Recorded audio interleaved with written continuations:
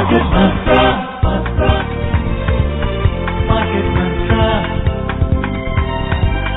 Market Mantra. Market Mantra. Market Mantra.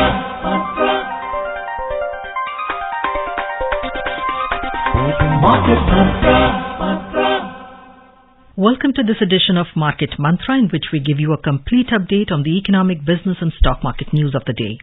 Hello listeners, I am Anubha Rohatgi and with me is my co-anchor in Hindi, Amrish Saxena. नमस्कार। आर्थिक खबरों के कार्यक्रम market मंत्र में आपका स्वागत है। रोज की तरह आज भी हम देश और दुनिया से आर्थिक, व्यापारिक और शेयर बाजार के ताजा समाचार आप तक लाएंगे और उन पर चर्चा भी करेंगे। प्रमुख खबरों पर चर्चा के लिए हमारे साथ मौजूद हैं आर्थिक विश्लेषक जयंत दास। जयंत, कार्यक्रम में आपका स्वागत है। शुक्रिया। और पहले हेडलाइंस लेके मौजूद हैं Anubha Rohatgi. Thank you, Amrish. Wholesale price-based inflation for February 2023 eases to two-year low of 3.85%. Key domestic indices witnessed losses for fourth straight session. Sensex and Nifty declined more than 0.5% amid mixed global cues. And gold slips to trade at 57,530 rupees per 10 gram for April contracts at MCX. थोक मूल्य आधारित मुद्रास्फीति फरवरी 2023 में घटकर 2 वर्ष के न्यूनतम स्तर 3.85% पर आ गई। घरेलू शेयर बाजारों में लगातार चौथे दिन गिरावट दर्ज की गई। दुनिया के बाजारों से आ रहे मिले जुले संकेतों के बीच सेंसेक्स और निफ्टी 0.5% से अधिक गिरे और कमोडिटी बाजार में अप्रैल के अनुबंध के लिए सोने का मूल्य घटकर 57,530 रुपए प्रति 10 ग्राम पर पहुंच गया।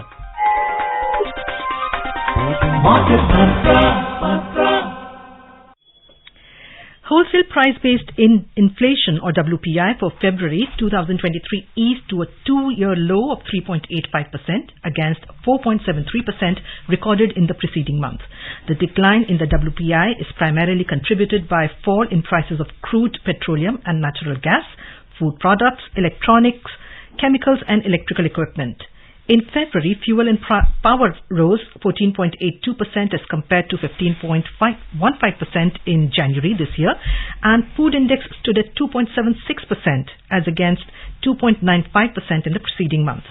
The WPI is in line the fall in WPI is in line with the retail inflation data released yesterday, which showed that the annual retail inflation CPI eased to 6.44% in February this year, helped by a fall in the price of food items.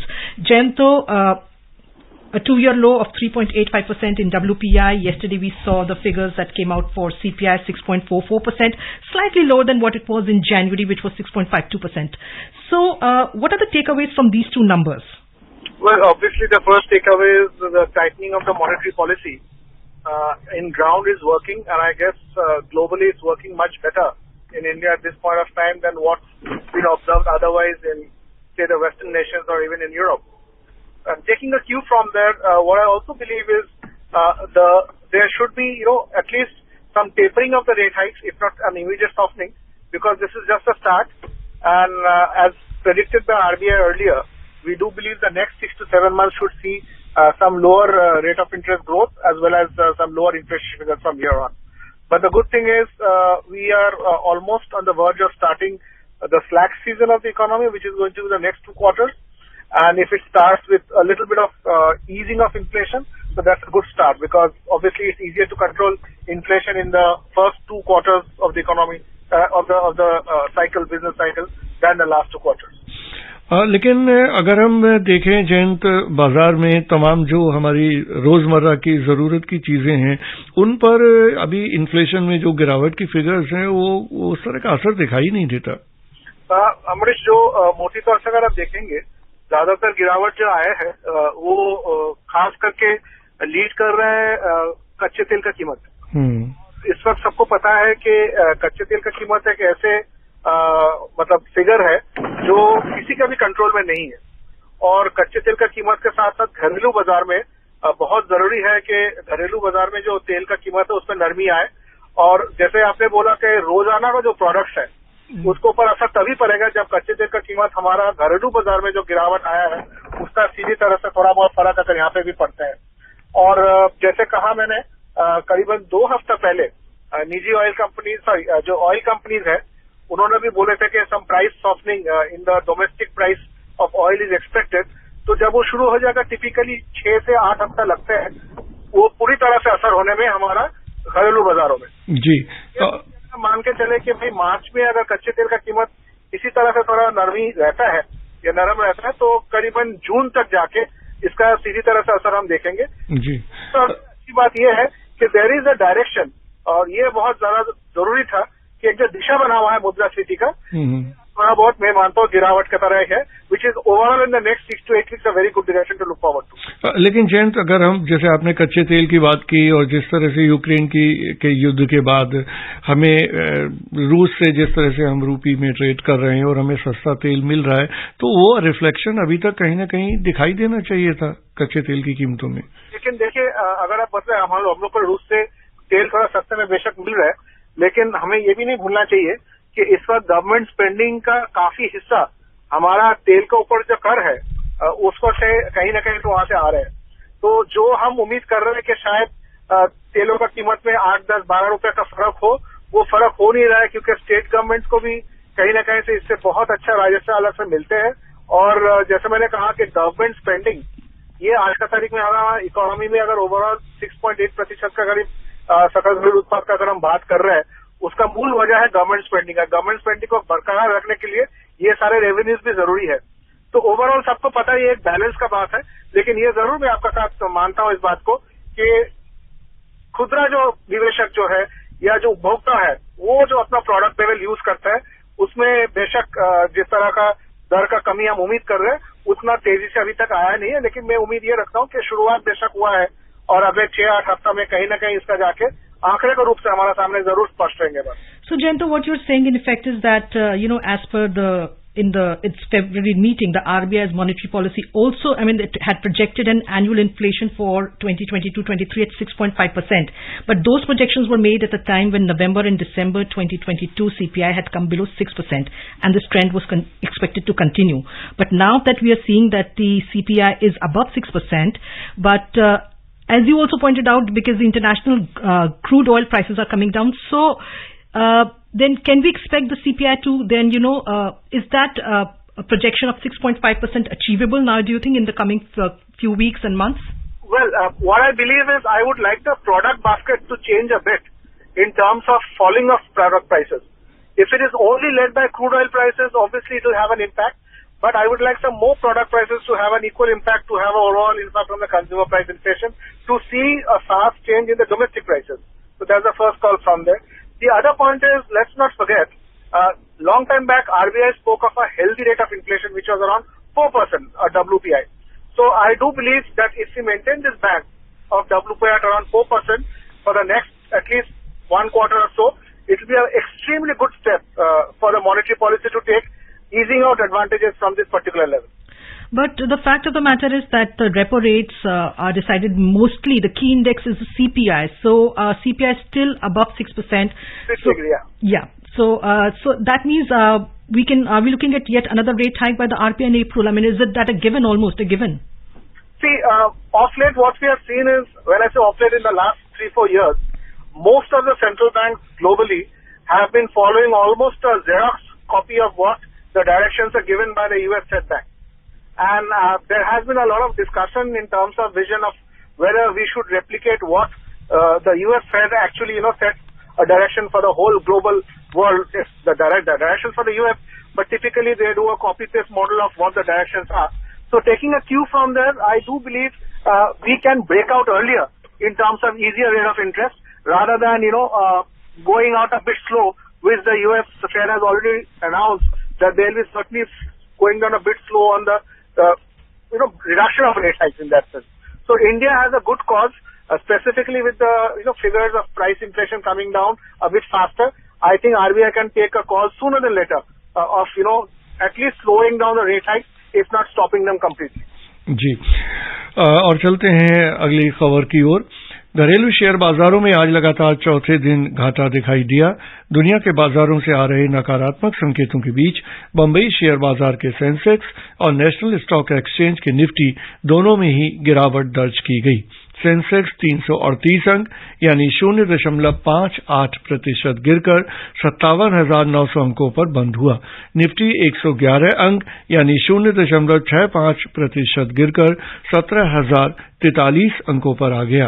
Bombay share बाजार के व्यापक बाजार में mid cap सूचकांक 0.46% गिरा, जबकि small cap सूचकांक में गिरावट 0.84% की रही। The key domestic share markets today witnessed losses for the fourth straight session. The BSE Sensex and the NSE Nifty, both indices fell amid negative global cues.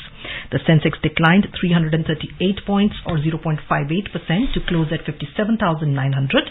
The Nifty fell 111 points or 0.65% to finish at 17,043. In the broader market at the BSE, the mid-cap index ended 0.46% down and the small cap index slipped 0.84%. In the Sensex index, which is a pack of 30 companies, 7 rose while 23 fell. Titan gained 0.9%, Bharti Airtel climbed 0.8% and ICICI added 0.4%. On the other hand, Mahindra & Mahindra declined 2.9%, TCS fell 2% and Bajaj Finance slipped 1.9%. All sectoral indices at the BSE ended in negative territory except capital goods, which added marginally by 0.1%.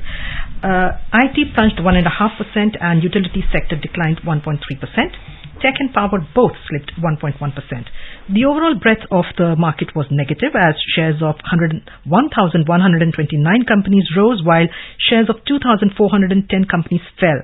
A total of 91 shares remained unchanged. Jayanto, clearly the fallout is of the collapse that we have seen of SVB and now Signature Bank. What are the other factors do you think that are affecting the markets right now? The volatility of course is here to remain. See, typically, if you look at trend over the last 20 years, markets always follow a trigger, be it a trigger of panic or be it a trigger of a positive excitement. Obviously, the SVB Bank fallout and a second bank fallout of a much smaller scale has had a global ripple effect, because not only that, there are a lot of pension funds which, at this point of time are also crashing in Europe, which had exposures in these banks. So, taking a cue from there, this would be a flavor of at least the next 2 to 3 weeks in terms of how, which I would call a growing domino effect would pan out globally in terms of not only the fallout, but as you all know, a lot of tech startups and all are focused, are actually now reworking and trying to figure out how to clear up their messes given the exposure to SVB. And in addition to that, there are estimates which speaks of 1 lakh job losses right from the SVB fallout itself globally. So these are going to have ripple effects. We just can't deny the fact that we are going to sail through it. What I do believe is the news which you read right now in the headlines, the first headlines of yours, and the inflationary news, and somewhat. Yeah, looks like we have lost contact with our expert Jayanto. We will come back to him, and meanwhile, let's hear how the Asian markets behaved from Amrish. जी अनुभव, Asia के बाजारों का हाल जानते हैं।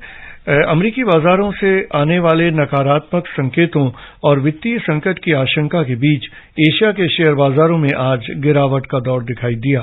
दक्षिण Korea का KOSPI index 2.6%, Hong Kong share बाजार का हैंगसेंग 2.3% और जापान का निकेई 2.2% गिरा। चीन के शंघाई कंपोजिट इंडेक्स में 0.7% और सिंगापुर के स्टेट्स टाइम्स इंडेक्स में 0.1% की मामूली गिरावट देखी गई। यूरोप के शेयर बाजारों में दिन के कारोबार के दौरान बढ़त दर्ज की गई। जर्मनी का डेक्स 0.9%, फ्रांस का कैक 0.7% और लंदन का फुट्सी 0.1% गिरा। And we are back with our expert Jayanto. Jayanto, welcome back to the program. Thank you. Yeah. So we just heard about how the Asian markets behaved, and before I move on to the US markets, I also want to know from you. We were talking about the share markets, of course, and like you said, this is a domino effect of the SVB collapse. But also the fact is that US consumer price index figures are due later today. Do you think that is also what made the markets a little more jittery? Well, I think the first panic buttons, panic buttons may be a strong word, but at least the first extra word of caution and pronounced concern were raised by when Mr. Powell last week, I guess, said that the rate hike would be happening and there would not be a softening of the rate hikes, which they were expecting to happen in a bit early stages of May or June. So that was the first trigger of extreme caution and concern. And I think taking a cue from there, the fallout of the SVB bank was the first, should I say the effect, or rather should I say the collateral damage of the rate hike, which we all know by now. So taking a cue, I do believe these things are going to be much pronounced in the next 4 to 8 weeks. And it will not certainly be just limited to SVB Bank, but rate hikes also per se. Moving on to the U.S. markets, global bank shares and short-dated U.S. Treasury yields plunged yesterday as concerns over fallout from the collapse of the Silicon Valley Bank lingered despite action from regulators. The Dow Jones Industrial Average slipped 0.3% and the S&P 500 fell 0.2%, while the Nasdaq Composite Index gained 0.5%. Jayanto, we have been talking about, of course, we're talking about the U.S. Consumer Price Index figures, which are supposed to come out later tonight. According to a survey by our news website, the US CPI likely increased by 0.4% in February after, accelerating 0.5% in January. In fact, we are just seeing that the US data has been released and it has... in between, can you just repeat the question, please? No, so we are talking about the US consumer price data, and it has now come out that it is it has increased by... it is now at 6%. So we were talking about Jerome Powell just now. And Jerome Powell, like you said, he said last week that the central bank would likely need to raise rates more than expected. So are we looking at, are we looking at a more aggressive stance from Jerome Powell? And like I just said that the data is now saying that the February data has increased by 0.4%. Absolutely. I am now in no two minds that Mr. Powell will continue his aggressive stance. And he's not going to let it off that easily. And I guess to that extent, in search of a better word, should I say, that spooked the market to a huge extent. And I do believe that the problem with SVB was more than the fact that while they had assets, but the maturity of the assets was so long they didn't have immediate liquidity to support the depositors in terms of their liquidity requirement. So these fallouts obviously had spooked markets. It has spooked the banking sector, and obviously it's a cause of immediate concern. But then, as I said, the Fed is completely staunch on the fact that prices have just not cooled down, at which they should be comfortably enough saying that, hey, this is the price level this is the level of trigger or starting of the cooling down of prices, and we can take a pause in the steep rate hikes. तो जयंत, आपको क्या लगता है कि जैसे अगर वापस हम भारतीय शेयर बाजारों की बात करें तो हमारा जो भी अभी परफॉर्मेंस शेयर बाजारों में हो रही है या जो हम इंटरेस्ट रेट्स की भी बात कर रहे हैं, तो वो क्या पूरी तरह से आपको लगता है कि अमेरिकी बाजारों का जो असर है वही सीधा सीधा हमारा दिखाई दे रहा है भारत में? हाँ, काफी हद तक हाँ, लेकिन साथ में अमरीश में खास करके हमारा जो रिटेल इन्वेस्टर्स या रिटेल श्रोता है जो यहाँ पे हमारा प्रोग्राम के साथ हर हफ्ता हर शाम को जुड़ते हैं, उनको हम खास एक चीज जरूर बताना चाहूंगा अलग से जी, है कि रेजिलियंस ऑफ इंडियन बैंकिंग अगर आप देखें तो काफी इस तरह का स्थिति में, इस तरह का छवि में अगर आप देखें, इंडियन बैंक का जो रेजिलियंस सिस्टम एक और दूसरा जो बैंक का स्ट्रांग फंडामेंटल्स और फाउंडेशन जो है वो बरकरार है इस वक्त, और ये बहुत अच्छा छवि सिर्फ भारत में नहीं दुनिया भर में बता रहे जी। फाइनेंशियल सिस्टम इतना अच्छे से, नींव इतना अच्छे है, तो ऐसा स्थिति में ये बहुत गर्व की बात है कि खास करके इंडियन बैंकिंग सेक्टर पिछले 3 साल का दौरान जहां पे कोविड आया, कोविड गए, रेट इंटरेस्ट हाइक हुए हैं, बैंक्स को लोन डिसबर्समेंट्स का एक इशू रहा, हम सबको पता है, क्रेडिट ग्रोथ का एक मेजर इशू था कोविड का टाइम में, उसके बाद रेट हाइक इतना ज्यादा हो गया, शायद एक डिमांड लोन्स के लिए थोड़ा बहुत नरमी आया हुआ है, तो ऐसा स्थिति में resilience of banks have been very good. और ये बताते हैं देश का नीतिगत रूप से, ये बताते हैं रेगुलेटर का जो एक अच्छा पॉलिसीज जो रेगुलेटर के हैं, both in terms of observing, managing the bank, in terms of regulating them properly, ये सारे चीजें मिले जुले एक बहुत पॉजिटिव एक छवि हमारा सामने लेके आता है जी। Part of the Indian system we are very proud, जहां पे अमेरिका जैसा एक्सट्रीमली मैच्योर्ड मार्केट्स में इस वक्त इस तरह का बैंक क्रैश हो रहा है, तो उस तरह का जगह में हमारा रेजिलियंस सिस्टम एक बहुत गर्व की बात है। तो जैसे आपने शेयर मार्केट का प्रदर्शन के बारे में बात कहा है, पहले मैंने बताया था आंकड़े का रूप से 58,000 से लेके 61,000 का लेवल में अगर रेंज बाउंड रहता है, 3,000 रेंज बाउंड काफी ज्यादा है, लेकिन फिर भी इस रेंज में अगर रहता है इस बाजार में, मैं मानता हूँ काफी अच्छा प्रदर्शन है। Jayanto, of course, like you rightly said, that despite the world's biggest economy, US, we are seeing the collapse of the two major banks over there, and yet, despite all that, Indian banking system has remained resilient. It has remained more or less insulated. But both, whether we talk about the financial markets, whether we talk about the banking system, it's part of the overall economy. So why is this that the financial markets are, reflecting what is happening in the US, but the banking systems, thankfully, the Indian banking system, thankfully, is still quite insulated and very resilient? Well, the first reason, as I said, is the RBI policies in regulating these banks. Second reason is our corporate governance of managing the banks. And let me tell you, which a lot of people don't know, the Indian banking system, despite not being part of the Western system, has been extremely matured and much more advanced technologically also, in terms of providing the customers of all banks across India access to technology at almost zero prices or rock bottom prices. So these are all being made possible because of the financial prudence which banks have followed, because of the RBI regulatory policies which RBI has followed overall, and thirdly the government support, because government support for a healthy banking system is a very critical factor always world over, and India has seen that happening, and that's why we are extremely proud at this point of time to speak of a fairly robust banking system that has been, not falling to, should I say, irrational exuberances, which otherwise globally banks have from time and again. We have the Lehman Brothers example, for example, which was responsible for the 2008 crash. We had the crash in 3 banks of Iceland, which led to the global meltdown, and there are so many stories. So thankfully, in that sense, our banks are much mature and much more resilient. And we were talking about inflation, of course, earlier, the CPI inflation. I also, today there's this news that has come out that the state-owned FCI plans to sell 10.13 lakh tons of wheat to bulk consumers in the 6th round of e-auction tomorrow as part of the government's efforts to rein in wheat and other prices. Do you think that, given the fact that, inflation in cereal and products category is quite high right now, it was at 16.7% in February, do you think this step by the government will, also help in reining in the CPI? Well, to some extent, yes. But as I think, coming back to Ambarish's initial question, I think the main happiness in CPI would lie when the commodity prices in our retail markets start seeing a softening. And I think that's an important factor to look forward to. Jayant, अगर हम Asia के बाकी बाजारों की बात करें तो जैसा ट्रेंड है कि एशिया के, भारत के अलावा भी ज्यादातर देशों में सभी में गिरावट दिखाई दी, जबकि यूरोप के बाजारों ने कमोबेश थोड़ा सा अलग प्रदर्शन किया और दिन के कारोबार में थोड़ा सा बढ़त का रुख दिखाई दिया। तो इस ट्रेंड को आप किस तरह से विश्लेषित करेंगे?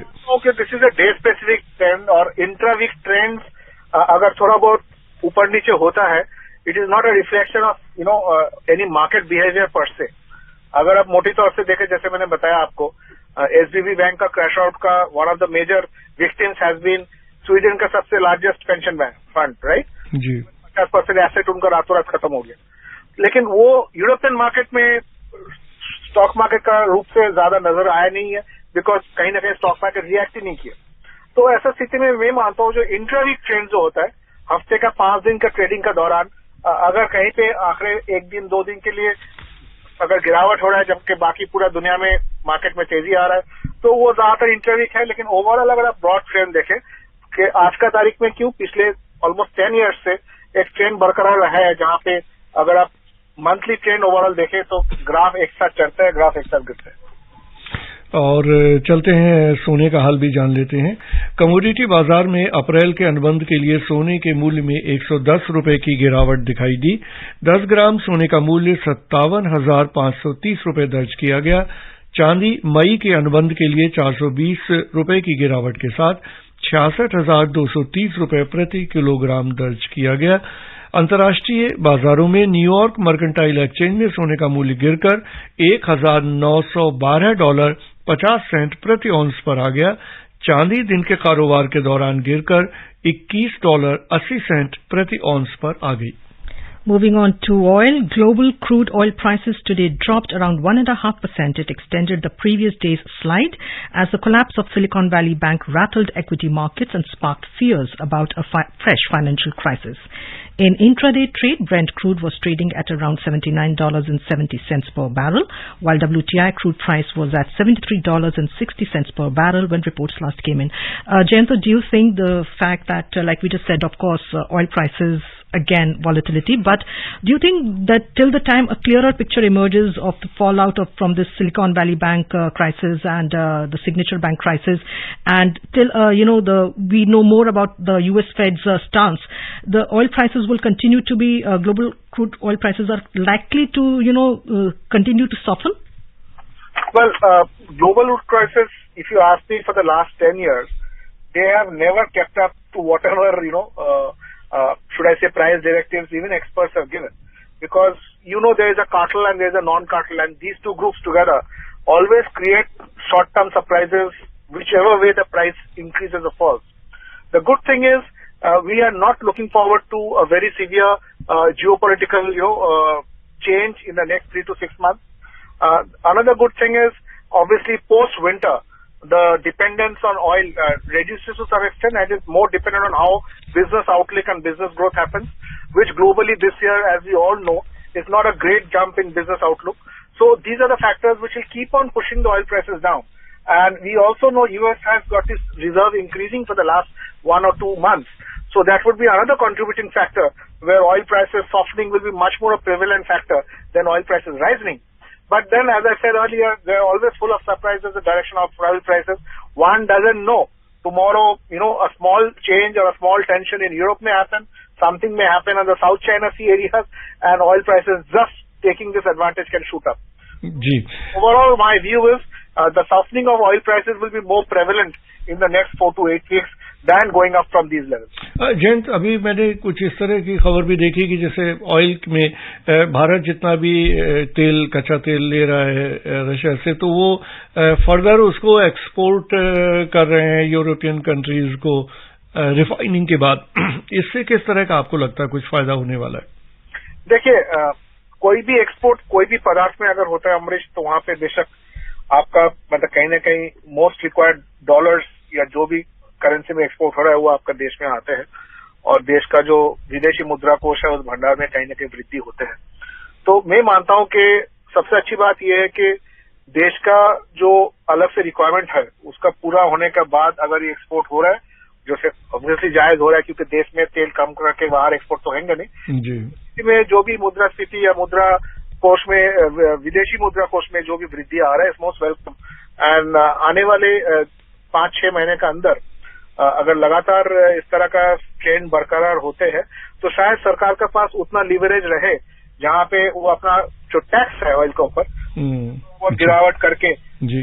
शुरुआत में कहा कि भाई कच्चे तेल का कीमतों में जैसे गिरावट होना चाहिए था घरेलू बाजार में, कहीं नहीं दिया अभी तक, शायद वो इस समर में आके कहीं ना कहीं वो नजर आए।